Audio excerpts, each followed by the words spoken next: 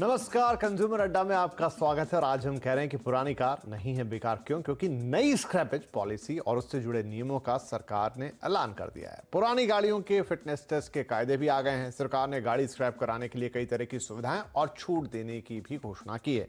तो इस scrappage policy का ग्राहकों के लिए किस तरह का फायदा है और ऑटो इंडस्ट्री के लिए इसमें क्या है, इसी पर आज हम चर्चा करने जा रहे हैं, जिसमें हमारे साथ शामिल हो रहे हैं रोड मंत्रालय के जॉइंट सेक्रेटरी अमित वर्धन साहब, जिनकी देखरेख में यह स्क्रैपेज पॉलिसी तैयार की गई है और उसके नियम बनाए गए हैं।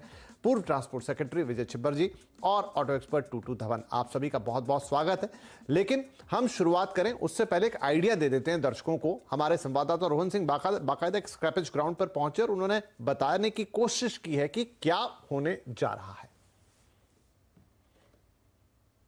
इस साल सितंबर अक्टूबर से ऑटोमेटेड फिटनेस सेंटर और स्क्रैपिंग सेंटर्स के नियम लागू हो जाएंगे। अगले साल 1 अप्रैल से 15 साल पुरानी गाड़ियों को स्क्रैप करने के नियम लागू हो जाएंगे और उसके बाद चरणबद्ध तरीके से इस पॉलिसी का विस्तार किया जाएगा। अब आपकी गाड़ी एलिजिबल है या नहीं, इसका निर्धारण उस गाड़ी की फिटनेस करेगी। अगर आपकी गाड़ी नई है तो आपको फिटनेस टेस्ट करवाने की जरूरत नहीं है, लेकिन अगर आपकी गाड़ी 15 साल से ज्यादा पुरानी हो गई तो आपको इसके लिए फिटनेस सर्टिफिकेट लेना पड़ेगा। इस फिटनेस टेस्ट में अगर आपकी गाड़ी पास हो जाती है तो आप इसका री रजिस्ट्रेशन करवा सकते हैं, लेकिन याद रखिएगा उसके बाद भी आपको री रजिस्ट्रेशन की फीस अभी के मुकाबले 10 गुना तक ज्यादा देनी पड़ेगी। और अगर आपकी गाड़ी फेल हो जाती है फिटनेस टेस्ट में तो आपको इसे स्क्रैप करवाना होगा नियम के मुताबिक। लेकिन ये स्क्रैपिंग आप करवाएंगे कैसे? तो इसके लिए सरकार देश भर में अलग अलग जगहों पर स्क्रैपिंग सेंटर्स की घोषणा कर रही है। एक डिजिटल ऐप क्रिएट किया जा रहा है, जिस ऐप में जब आप किसी स्क्रैपिंग सेंटर में जाते हैं तो सारी जानकारी आपको उस ऐप में देनी पड़ेगी, सर्टिफिकेट को अपलोड करना पड़ेगा और फिर जब आप नई गाड़ी खरीदने जाएंगे तो उसमें उसके बदले में आपको छूट दी जाएगी। कितनी छूट दी जाएगी? तो अगर जो आपने गाड़ी स्क्रैप की है और उसके बदले में नई गाड़ी खरीदना चाह रहे हैं तो आपको लगभग जो रजिस्ट्रेशन फीस है वो पूरी तरह से माफ हो जाएगा। जो रोड टैक्स है, अगर आपकी गाड़ी प्राइवेट है तो 25% तक और अगर कमर्शियल है तो 15% तक छूट मिलेगी। इसके अलावा स्क्रैप की जो कीमत होगी वो एक्स शोरूम प्राइस का लगभग 4 से 6% होगा। और इसके बाद भी जो OEMs हैं, कार बनाने वाली कंपनियां हैं, उनसे कहा गया है कि आप भी अपने स्तर पर 5% तक की छूट दें। हालांकि अभी तक OEMs को इसके बारे में निर्धारण करना है, लेकिन उम्मीद है कि काफी अच्छी खासा डिस्काउंट आपको मिल जाएगा। और इसके अलावा जो आप मेंटेनेंस में पैसा बचाते हैं और फ्यूल पे जो बचाएंगे वो तो अलग है ही। तो कई तरह से फायदेमंद है, पॉल्यूशन पर रोक लगेगी और आपके जेब पर भी काफी है किफायती रहने वाला है। रोहन सिंह, दिल्ली। तो चलिए, ये रोहन बता रहे थे कि किस तरीके से पॉलिसी काम करेगी। अब इस पे बातचीत शुरू करते हैं। अमित वर्धन साहब, क्योंकि आपकी देखरेख में ये पूरी पॉलिसी तैयार हुई है, इसके नियम कायदे बने, तो पहले थोड़ा समझना चाहेंगे कि क्यों इसकी जरूरत पड़ी और क्या इससे परिवर्तन अंतर आएगा? बड़ा ही ऐतिहासिक कदम उठाया गया है। इसमें ऐसा है कि एक वाहन डेटाबेस है जिसमें गाड़ियों का पूरे पर्टिकुलर्स हैं। तो करीब 1 करोड़ गाड़ियां ऐसी हैं, अनुमानित की जाती हैं, जो कि अनफिट हैं और पुरानी हैं, जिनका एक तो रजिस्ट्रेशन खत्म हो चुका है और जो फिट नहीं है, फिटनेस जिनको नहीं है। तो ये 1 करोड़ वाहन, इनको सिस्टम से हटाने की बहुत जरूरत है। क्यों? क्योंकि एक तो इनसे काफी प्रदूषण होता है। इनको हटाया जाए तो प्रदूषण करीब, इनकी वजह से जो 15 से 20% प्रदूषण की कमी आएगी। दूसरा ये है कि नई गाड़ियां हैं वो ज्यादा फ्यूल एफिशिएंट होती हैं, उनमें इंजन दक्षता ज्यादा होती है और रख रखाव की लागत भी कम लगती है। हम लोगों ने एक अनुमान किया है 2 तरह के गाड़ियों पर, एक तो पर्सनल व्हीकल पर, कि अगर नई गाड़ी लेते हैं और उसकी तुलना करते हैं पुरानी से, तो 5 साल में करीब 1,15,000 रुपए की बचत है नई गाड़ी लेने में। कैसे बचत है? एक तो फ्यूल एफिशिएंट ज्यादा है ये गाड़ियां, उसमें रख रखाव का खर्च भी कम होता है। और फिर उसके बाद जो हम लोगों ने इंसेंटिव इसमें प्रपोज किए हुए हैं, जैसे कि आपने बताया कि रजिस्ट्रेशन फी हटा दिया जाएगा और फिर रोड टैक्स में भी कटौती होगी और OEMs भी कुछ डिस्काउंट देंगे, फिर स्क्रैप जब जाएंगे तो 4 से 6% मिलेगा।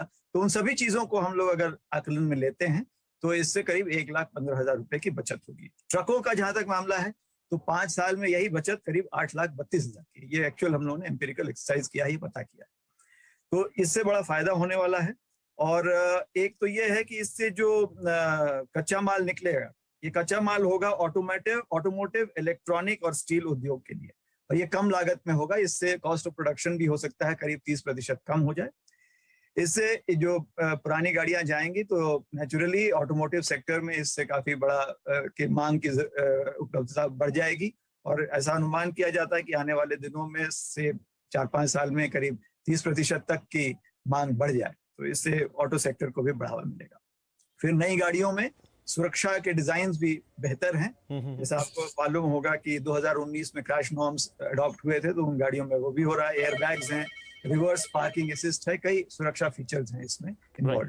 तो ये सभी चीजों से नए वाहन। तो आप ये कह रहे हैं कि एक 360 डिग्री अप्रोच है, पॉल्यूशन आप कम करेंगे, नए सुरक्षा मानक, नई गाड़ियां, पुरानी गाड़ियां रोड से हटेंगी और कुल मिलाकर और इंडस्ट्री के लिए भी आप बोल रहे हैं फायदा, ग्राहकों के लिए भी आप फायदा। छिब्बर साहब, अगर हम देखें हमारे देश में तो ये पॉलिसी अब लागू होने जा रही है, लेकिन कई देश है जहां ऑलरेडी लगी है, किस तरीके के ओवरऑल फायदे नजर आते हैं इसके? पहली बात तो मैं सरकार को, अमित जी को बधाई देता हूं क्योंकि ये पॉलिसी एक्चुअली 2014 में बन चुकी थी। अब मुझे तो एक्चुअली आश्चर्य होता है कि इतना वक्त क्यों लगा इसको नोटिफाई करने में। बहरहाल देर आए दुरुस्त आई, बहुत अच्छी पॉलिसी है। और जैसे आपने कहा 360 डिग्रीज दृष्टि से, रोड सेफ्टी के दृष्टि से या बाकी कारण देखते हुए ये पॉलिसी बहुत ही बेहतर होगी। इसके बेसिकली 3 पहलू हैं इस पॉलिसी के। एक तो एनवायरनमेंट एस्पेक्ट है जो अमित जी ने इशारा किया, क्योंकि one of the major cause of pollution is vehicle movement and vehicle traffic. तो अब एनवायरनमेंट एस्पेक्ट को देखते हुए और हमारे देश की हालात, आर्थिक हालात देखते हुए, ग्लोबल बेस्ट प्रैक्टिसेस को देखते हुए, ये 15 साल कमर्शियल व्हीकल का और 20 साल का प्राइवेट व्हीकल का ये टाइमलाइंस हैव बीन सेट। तो ये एक डिबेट ये खत्म हुआ कि भाई 10 साल पुरानी है या 15 साल पुरानी गाड़ी पुरानी है। वंस एंड फॉर ऑल ये पॉलिसी स्टेटमेंट के तहत ये टाइमलाइंस फाइनलाइज कर ली गई। और इसमें हम इंडियन कमर्शियल जो ओनरशिप है, करीबन 80% जो कमर्शियल ओनरशिप है सिंगल फैमिली ओन्ड व्हीकल्स हैं, तो उनकी आर्थिक स्थिति को भी देख के, क्योंकि करीबन देखा जाता है कि कमर्शियल व्हीकल की लाइफ 10-12 साल में खत्म हो जाती है, तो उसमें कुशन देके 15 साल तक टाइम दिया गया है। तो मुझे लगता है ये बहुत सोच समझ कर इन्होंने टाइमलाइंस दी गई। दूसरा पहलू बनता है रिकवरी ऑफ स्केर्स रिसोर्सेज, जैसे अगेन अमित साहब ने थोड़ा इशारा किया। इतनी अब गाड़ियां पुरानी हो रही हैं, अब हमारी ऑटो इंडस्ट्री भी काफी साइजेबल, न्यूमेरिकली काफी साइजेबल है, तो ऑटो ग्रेड स्टील इतना जाया हो रहा है, जो स्टील दूसरे कामों में इस्तेमाल हो रहा था, इसी स्टील को आप रिसाइकल करके ऑटो इंडस्ट्री में वापस ला सकते हैं। आजकल की गाड़ियां जो थोड़ी सोफिस्टिकेटेड है, इनमें रेयर मेटल्स भी हैं और इनको एक्सट्रैक्ट करने का जो नॉर्मल कबाड़ी होता है जहाँ गाड़ियां बिक्री होती हैं, वो उनके पास टेक्नोलॉजी नहीं है। अब अगर आप प्रोफेशनल स्क्रैपिंग यार्ड में भेजेंगे तो वो रेयर मेटल्स को एक्सट्रैक्ट कर सकेंगे। सिमिलरली इलेक्ट्रॉनिक्स एंड इलेक्ट्रिकल्स को आप एक्सट्रैक्ट कर सकेंगे। और मोस्ट इम्पॉर्टेंट, जो कार ओनर है, वाहन का जो मालिक है, अभी वो कबाड़ी में बेचता था, उसको ये नहीं पता था कि इस गाड़ी का मुझे क्या मूल्य दाम मिलेगा। Right. Through this policy there is a certainty कि मुझे करीबन इतना दाम वापस मिलेगा। ये दूसरा पहलू है। और तीसरा पहलू है interest of the auto sector. Auto sector को भी अब ये टाइमलाइंस के मुताबिक उनको क्लियरली दिख रहा है कि अगले साल में कितनी गाड़ियां स्क्रैप में जाएंगी, मतलब कितनी नई डिमांड पड़ेगी। तो assured volumes in respect of particularly commercial vehicles उनके सामने है। सो इस सारे दृश्य में the most important thing is वाहन की स्वास्थ्य और वाहन का उम्र। जी। इसको देखते हुए vehicle testing is at the heart of this policy. Testing infrastructure जब तक नहीं होगा, ये हमारी पॉलिसी में खास नहीं, बिल्कुल आप सही कह रहे हैं। इंफ्रास्ट्रक्चर एक बड़ा महत्वपूर्ण सवाल है, उसके लिए अभी हम पूछेंगे अमित साहब से, लेकिन टूटू धवन साहब जुड़ गए। धवन साहब, ये बताइए कि मैं अभी थोड़ा प्राइवेट, क्योंकि इसके 2 एस्पेक्ट हैं, कमर्शियल व्हीकल जो काफी मजबूत होकर दिख रहा है, लेकिन प्राइवेट कार ओनर्स या व्हीकल ओनर्स तो अमूमन जो अभी के हम देखते हैं ट्रेंड, तो लोग 5-7 साल में तो गाड़ियां बदल ही देते हैं, हालांकि वो हैंड्स चेंज करती हुई आगे बढ़ती हैं। लेकिन आपको लगता है कि ये पॉलिसी आने के बाद थोड़ा सा लोगों के पैटर्न में, खरीदारी में, अप्रोच में बदलाव आएगा? देखिए साहब, ये बदलाव तो तब आएगा जबकि हमारा माइंड सेट चेंज होगा। हम हिंदुस्तानी, वी आर वेरी कंजर्वेटिव, और हम बड़े आसानी से अपनी पुरानी चीज को कबाड़ में नहीं फेंकते, और जो कबाड़ में फेंकी भी है तो we want full value for it. और दूसरी बात यह है कि कुछ ऐसी गाड़ियां हैं जो नई टेक्नोलॉजी के साथ बनी हुई हैं और उनकी लाइफ लॉन्ग लाइफ काफ़ी ज़्यादा है in terms of environment protection as well as fuel consumption, comfort, maintenance and cost to ownership। तो ये सब चीज़ें देखते हुए कई बार ऐसे भी होता है कि जो सर्विस क्लास के लोग होते हैं वो अपनी रिटायरमेंट से पहले ही कुछ दिन गाड़ी नहीं खरीदते हैं जो कि उनको उनके लाइफ टाइम के लिए काम करेगी। तो वो 20 साल के बाद if that car has to be condemned and thrown away as scrap, तो he may not be able to buy another one because उनके पास बजट्स नहीं होते, they have limited budgets and they are trying to live within those means। so ये भी problem है। और साथ साथ में ये सबसे बड़ी एक चीज जो देखने वाली ये है कि who is going to be the ultimate beneficiary of the second hand car which is sold। अब नॉर्मली देखा है जो हमारी नई जनरेशन के बच्चे हैं और जो लोग हैं वो 3 से 5 साल के अंदर अंदर अपनी गाड़ी बेच देते हैं, और बाय द टाइम वो 20 साल पुरानी होती है तो कम से कम 3 या 4 हैंड्स बदली हो चुके होते हैं। और जो चौथा हैंड है जिसने खरीदी है गाड़ी वो तो शायद अपने लाइफ में भी कभी नई गाड़ी नहीं खरीदेगा। सो जो benefit of giving your salaries and getting taxation relief and benefits of handing over the salvage, वो किसके पास जाएगा? नहीं ये आप इंपॉर्टेंट सवाल उठाया टूटू साहब। मैं अमित जी से जानने की कोशिश करता हूं। तो अमित सर, जो टूटू सर एक दो पॉइंट उठा रहे हो, खासतौर पे जैसा हमने कहा कि जिस तरह से भारत में कार का पूरा मामला रहता है, तो चौथे पांचवें हाथ में जब वो जाती है तो वहां से फिर वो गाड़ी कैसे स्क्रैपेज पे पहुंचेगी, नंबर 1। एंड नंबर 2, जो एक बात थी कि इंफ्रास्ट्रक्चर, कितने स्क्रैपेज सेंटर हैं तैयार हमारे पास ये सब करने के लिए?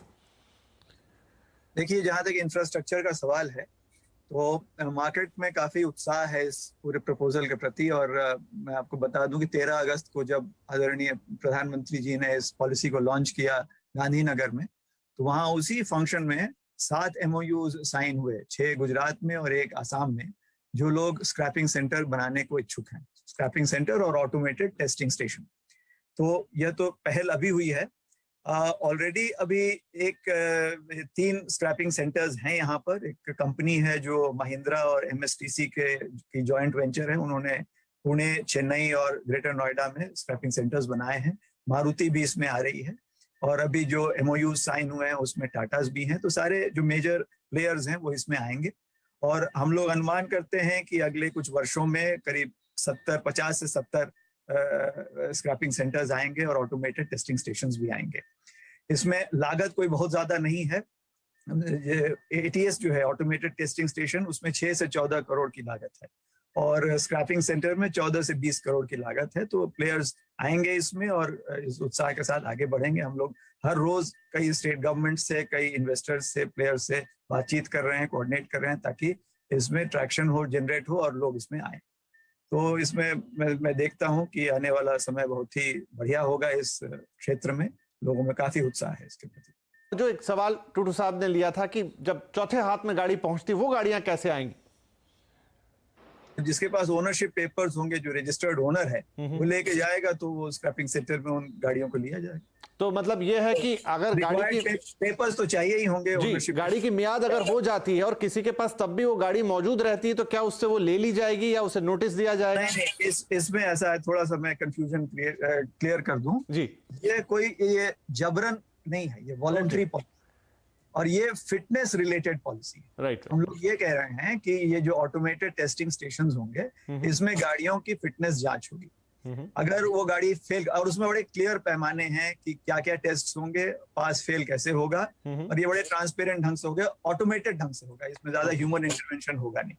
तो अगर मान लीजिए गाड़ी फेल हो जाती है, तो उन जो व्हीकल ओनर है उसको फिर एक मौका दिया जाएगा, 30 दिन का विंडो है, उसमें वो कह सकता है कि मैं फिर से इसको सुधार करूंगा, रिपेयर करूंगा, और उसके बाद फिर से वो टेस्टिंग में ला सकता है जी। अगर मान लीजिए उसके बाद भी फेल कर गए, तब भी एक अपील का प्रावधान है जो 7 दिन के अंदर करना है। तो 3 ऐसे मौके होंगे। अगर उसके बाद भी गाड़ी फेल हो जाती है तो उसे एंड ऑफ लाइफ व्हीकल माना जाएगा।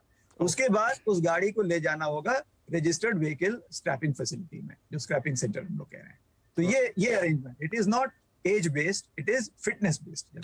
ठीक है, बढ़िया है। तो एक ऐसी क्रांतिकारी पॉलिसी जो देश के ऑटोमोटिव सेक्टर को, जैसा हमने कहा 360 डिग्री, उसमें एनवायरनमेंट भी हो गया, उसमें इंडस्ट्री भी हो गई, उसमें ग्राहक भी हो गए, उसमें जो स्क्रैपेज निकल रहा है इतना सारा, आखिर इतनी गाड़ियां इकट्ठी होंगी और पुरानी होंगी तो जाएंगी कहां, इन सब का ख्याल और एक 360 डिग्री अप्रोच। एक छोटा ब्रेक लेते हैं, ब्रेक के बाद थोड़ा कमर्शियल गाड़ियों पे फोकस करते हैं, क्योंकि वहां पर वाहन जल्दी पुराने होते हैं। क्या ज्यादा, जैसे सर बता रहे हैं कि अमित जी 8 लाख 8.25 लाख के आसपास का फायदा, तो ये बड़ी चीज है, क्योंकि बिजनेस के अंदर वो पैसा मैटर करता है। तो इस चीज पे हमारा फोकस रहेगा। एक छोटा सा ब्रेक लेते हैं।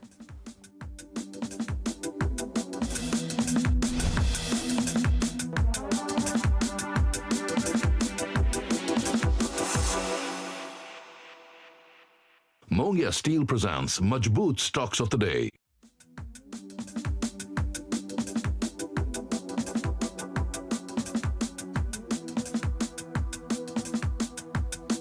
Comfort means everything to me, and that's why I always go for the best, to stay comfortable, even on the move. The XL6 is designed for absolute comfort, with all black leather captain seats. XL6 feels just right. Guys, कल मेरी नई bike आ रही है। Great. तब तो I will come with Rohan every day. Insurance है? तुझे क्या लगता है? इंश्योरेंस, पीयूसी सब कुछ है। I was talking about life insurance for Sia. Jokes apart, guys, but आज मजा कल सजा नहीं होनी चाहिए। Seriously, life insurance तो जरूरी है। LIC का न्यू जीवन आनंद देता है डबल फायदा, मैच्योरिटी पे मिले फुल पेमेंट और लाइफ कवर चले जिंदगी भर। ए हेलो, इंश्योरेंस है क्या? न मौसम की चिंता सताए, न धूल का डर, अब घर चमके हर मौसम। Sheen Max by SD Paints, values beyond colors. Direct plan mutual fund schemes में खुद इन्वेस्ट करने का एक ऑप्शन है। म्यूचुअल फंड्स खुद ही सी, जैसे मैंने फिट रहने के लिए ट्रेनर रखा तो दिखता ही है भाई। और तू तो सेल्फ मेड है भाई। देख, मुझे फिटनेस की नॉलेज है तो I made my own training program. और तेरे ट्रेनर के पैसे भी बच गए। हाँ, सेम विद डायरेक्ट प्लान, यहाँ मेरे कमीशन के पैसे बच गए। सही है। म्यूचुअल फंड निवेश बाजार जोखिमों के अधीन है। योजना से जुड़े सभी दस्तावेजों को ध्यान से पढ़ें। कुछ खुद के लिए जीतते हैं और कुछ खुद से। सिग्नेचर फाइनेस्ट पान मसाला, मिजाज जीत का, a premium product from Dilbagh. The CSIR tested it. The Indian Virology Lab tested it. The American Virology Lab tested it. I tried it. And that's why I have it. It neutralizes coronavirus in the air. O2 Cure. Plug and play. My hero. अब आपकी दुनिया होने वाली है ज्यादा smart और तेज। 2021 का best technology bank, bank of Baroda प्रस्तुत करता है बॉब वर्ल्ड। एक दुनिया जो है आपकी दुनिया के अनुरूप। Hi, what's the mattress? I couldn't sleep properly. Matter पता है, मैट्रेस पूछ रही हूँ। जीनियस, बिना सोचे ही मैट्रेस ले लिया। नहीं, मैट्रेस तो मैट्रेस होता है ना। Just get a Duroflex mattress. 50 years of trust, 5-zone full body support, and also it's a doctor recommended orthopedic mattress range. Nothing like Duroflex. Gorgeous house, भाई। Washroom. Beautiful.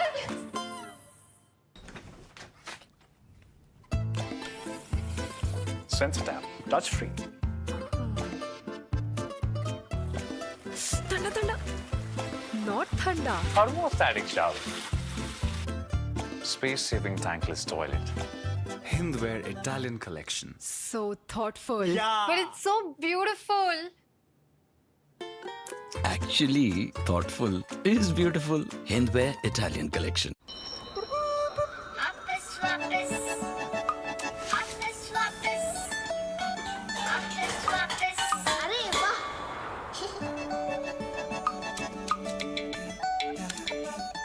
डरो मत, अब ये जल्द ही ठीक हो जाएगा। अब आपका डोनेशन बीमार बच्चों को उनकी जिंदगी लौटा सकता है। अपनों के लिए ICICI लोम्बार्ड हेल्थ इंश्योरेंस लेते वक्त डोनेट करके मदद करें। पढ़ता है, खेलता है, झूलता उछलता है, दौड़ता कभी कभी दौड़ कर आता है, आगे आगे बढ़ता है इंडिया, अमूल दूध पीता है India. No brokerage. Or how about no brokerage? Is it even possible? Stockscart.com, powered by SMC, a new state-of-the-art stock trading platform. Stockscart पर ट्रेडिंग करो और एक नया experience low. Investment in securities and commodities market are subject to market risks. Read all the related documents carefully before investing.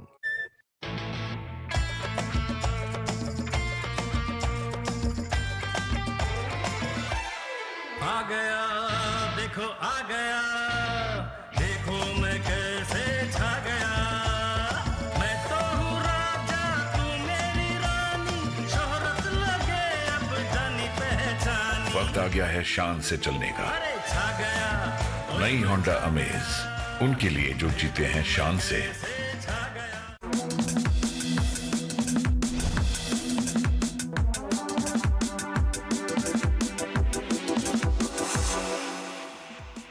Welcome back. Consumer अड्डा में बात हो रही नई स्क्रैपेज पॉलिसी की और फटाफट आगे बढ़ते हैं। आप इसके थोड़े कमर्शियल व्हीकल एस्पेक्ट पे हम बात करते हैं। तो विजय साहब, आपने जिक्र भी किया, और क्योंकि कमर्शियल व्हीकल का एक बहुत बड़ा कारोबार है और वहां पर उस तरीके से, मतलब जैसे प्राइवेट ओनर के गाड़ी खरीदने की अप्रोच अलग होती है, लेकिन कमर्शियल व्हीकल अलग तरीके से खरीदे जाते हैं। और सर ने जैसा बताया कि करीब 8-8 लाख रुपए का अंतर 5 साल में पड़ेगा। तो क्या ये पॉलिसी कमर्शियल व्हीकल इंडस्ट्री भी और ओनर्स भी दोनों को बेनिफिट करेगी?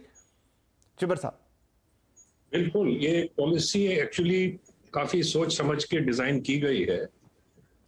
कमर्शियल व्हीकल की लाइफ नॉर्मली 10-12 साल से अधिक नहीं होती, और देखा जाता है कि जो वाहन हाईवेज पे चलते हैं 10 साल तक, उसके अगले 5-6 साल के लिए फिर वो शहरों के आसपास छोटा मोटा काम, मट्टी ढोने का, ईंटा ढोने का वगैरह वगैरह काम पे लगाए जाते हैं।